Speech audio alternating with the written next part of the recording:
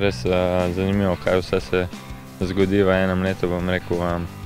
Tudi, bom rekel, odraz tega trdega dela, no, ki sem ga in ki smo ga skupaj z igralci delali v tem letu. 2 dni pred tem mi je agent rekel, da je pač Brighton konkretno zainteresiran zame, tako da nismo preveč razmišljali, no. Se je zgodilo kar hitro. Takrat sem bil še mlad, neizkušen, bom rekel.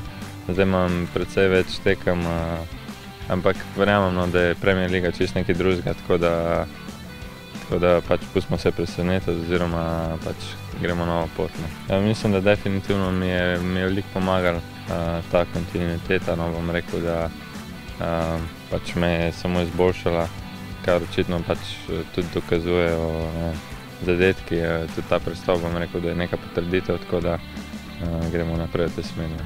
Jaz sem spet in še vedno član Maribora, tako da v nedeljo gremo na priprave in zdaj so moje misli samo z Mariborom. Ja, ne glede na to, da pač sem že podpisal za Brighton, ostajam v Mariboru in bi se rad poslovil pač z nekim lepim darilom in to je, da bi osvojili 15. naslov državnega prvaka.